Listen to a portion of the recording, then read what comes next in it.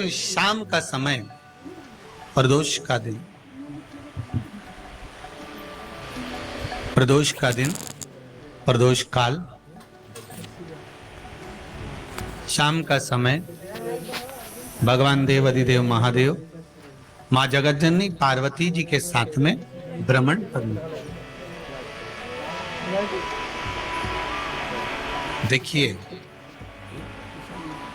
अगर प्रदोष का व्रत नहीं कर सकते, प्रदोष के दिन आप व्रत नहीं कर सकते, मान लो आपसे भूखा नहीं रहा जाए, प्रदोष का व्रत नहीं कर सकते, प्रदोष के दिन आप भूखे नहीं रह सकते, मंदिर भी नहीं जा सकते, दिया भी नहीं लगा सकते,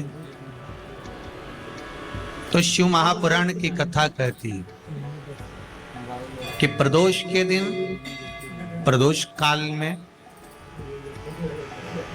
अपने ही दरवाजे के पास में देवाधिदेव महादेव का स्मरण कर कर लक्ष्मी की वृद्धि के लिए, कार्य सिद्धि के लिए, संपदा को प्राप्त करने के लिए आप अपने ही दरवाजे के पास में एक दीप लगा सकते हैं। कौन से दिन? प्रदोष की। एक बात और अच्छे से समझ लीजिए, जो बच्चे चिड़चिड़े होते हैं, चाहे घर में बेटे हों, बहुएं हों, सास हो, ससुर हो, परिवार में छोटे छोटे बच्चे हों, चिड़चिड़ प्रवृत्ति करते हों या चिड़चिड़ा स्वभाव हो, जरा जरा सी बात में क्रोध आ जाता हो, बोलने का भान नहीं रह पाता हो, शब्दों के बाण चलते हो, तो महाराज प्रदोष के दिन, प्रदोष काल में बेलपत्री के पेड़ के नीचे एक, जो पत्ता आपके पास में हो, पान का मिल जाए तो पान का, पीपल का मिल जाए तो पीपल का, बेलपत्र का मिल जाए तो बेलपत्र का, उस पत्ते पर मात्र थोड़ा सा शहद और 7 दाने चावल के रखकर घी का दिया लगा दो महाराज, और थोड़ा सा जल हाथ की अंजलि में लेकर भगवान देवाधिदेव महादेव का स्मरण कर कर कि इस बेलपत्री के वृक्ष के नीचे माता लक्ष्मी, पार्वती, सरस्वती विराजमान है। इसी बेलपत्री के पेड़ के नीचे मेरे देवाधिदेव महादेव का 12 ज्योतिर्लिंग का स्वरूप प्रकट है। उनका स्मरण कर कर जल चढ़ा दीजिए और उसका स्मरण कर लो जो चिड़चिड़ प्रवृत्ति करता हो, क्रोध करता हो, जिसको बोलने का भान नहीं होता हो, सम्मान नहीं देता हो, अपशब्द कहते हो, उनका स्मरण कर कर आप छोड़ेंगे। एकदम एक प्रदोष करेंगे, दूसरे प्रदोष तक तो आपको कोई दिक्कत ही नहीं। 2-3 प्रदोष कर कर देखिए, बाबा कृपा करो।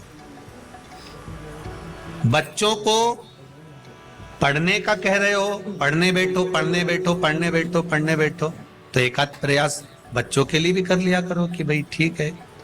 जैसे बैकुंठ चतुर्दशी वाला उपाय हमारे YouTube पर भी डला हुआ है, आप उसको निकाल कर सुनना। बैकुंठ चतुर्दशी के दिन प्रयास करना, बच्चे लोग विद्या में प्रबल होंगे।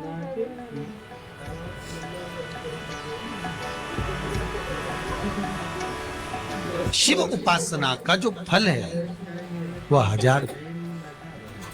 पहले भी कथा में काज फिर कहते हैं, शिव मंदिर में जल बाद में चढ़ाना, शंकर के मंदिर में जाकर पंचामृत स्नान बाद में कराना, शंकर जी के मंदिर में जाकर पूजन बाद में करना। पहले थाली एक और रखकर शिव मंदिर में झाड़ू, पोछा या जो बेलपत्री, निर्माल्य जो भी रखा हो, उतरा हुआ सामान, उसको भरकर कहीं एक और जहां मंदिर वाले रखते हो वहां ले जाकर रख दो। झाड़ू पोछा एक बार जरूर। जब जब महीने भर में कोई अष्टमी तिथि पड़े, प्रदोष पड़े, सोमवार पड़े, प्रयास करा करो। क्या सोमवार पड़ रहा है, अष्टमी पड़ रही है, आज प्रदोष पड़ रहा है, मेरे मन की बात मुझे शंकर भगवान को कहना है। शिवरात्रि पड़ रही है महीने भर में, हर महीने आती है, कभी आपके मन में आ जाए कि मैं नियम लेती हूँ कि प्रत्येक शिवरात्रि पर मैं चंदन का जल शिव को समर्पित करूंगी, मैं लाल चंदन का जल, मैं पीला चंदन का जल शिव को समर्पित करूंगी। मैं प्रदोष को मैं भले व्रत नहीं करती, मैं भले प्रदोष का व्रत नहीं करती, पर मेरा मन है 108 चावल के दाने मैं अशुक सुंदरी वाली जगह पर शिव को समर्पित करूं। आप नियम बनाओ। क्या होता है, क्या होता है जब हम जैसे 108 मनके की माला से जप करते, ठीक है, और फिर उसका आधा कर दो 54 मनके की माला, फिर 27 मनके की माला,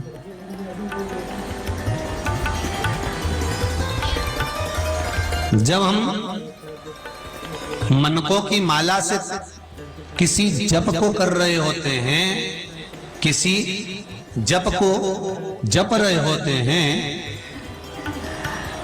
जितना फल हमें मंत्र माला जपने से प्राप्त होता है, उतना ही शंकर भगवान के सम्मुख में बैठकर एक एक बेलपत्र जब हम समर्पित करते हैं शंकर का नाम लेकर, उस फल की गणना दुनिया का कोई जीव नहीं कर सकता। उस बेलपत्र को समर्पित करने के लिए शिव महापुराण की कथा कहती है, हर महीने शिवरात्रि पड़ती है। हर महीने, ऐसा कोई महीना नहीं जाता जिसमें शिवरात्रि नहीं पड़ती, हर महीने पड़ती। प्रत्येक महीने की शिवरात्रि को, जो रात्रि के समय पर 9 बजे के बाद या फिर प्रदोष काल में शाम का समय, सूर्यास्त का समय, ये 2 समय ऐसे हैं जिस समय पर शमी के पत्र पर हल्दी में इसको लगाकर जो भगवान शंकर के शिवलिंग पर समर्पित करता है, उसके घर में कभी संपदा की कमी नहीं पड़ती, कभी संपदा। आपको पहले भी कथा में कहा कि माता उमा पार्वती का सबसे पहला अवतार, पार्वती का जन्म, पार्वती का जो अवतार है 52वें नंबर, 52 नंबर पर पार्वती का सबसे पहला अवतार माता उमा। और भगवान शंकर का एक अवतार हुआ महेश्वर, भगवान महेश। तो माता उमा और महेश्वर के मिलन से, आपको पहले भी कथा कहा कि भगवान शंकर के नयन अश्रु से रुद्राक्ष का वृक्ष हुआ, माता पार्वती के नयन अश्रु से बेलपत्री का पौधा उत्पन्न हुआ, और उमा और महेश, भगवान महेश्वर, भगवान महेश और उमा के मिलन से शमी का पौधा उत्पन्न हुआ, जिस शमी का अपन शिव पोथी को समर्पित करते हैं, जिस शमी पत्र को अपन भगवान शंकर को समर्पित करते हैं। केवल एक शमी की पत्ती ऐसी होती है, केवल एक शमी पत्र ऐसा होता है जो 33 कोटि देवताओं को समर्पित होता है। सारे देवताओं पे शमी पत्र चढ़ता है, एक पर नहीं, सब पर शमी। जो माता उमा और महेश्वर के मिलन से, माता उमा और महेश्वर के नेत्र दृष्टि के मिलन से जो शमी का पौधा उत्पन्न हुआ है, मेरे शिव की शरण में जरूर जाए। ऐसी कौन सी बीमारी है जिसका इलाज शंकर के पास नहीं? बद्रीनारायण जाते हैं तो बीच में पांडुकेश्वर पड़ता है, जिस पांडुकेश्वर में भगवान शंकर का सबसे पहला शिवलिंग प्रकट हुआ था। जब ब्रह्मा और विष्णु ने मंथन करा अग्नि खंभ का, मंथन करा पर्वत का, तो एक लिंग प्रकट हुआ था। उत्तराखंड की हर हर महादेव प्रदोष काल का अचूक उपाय है।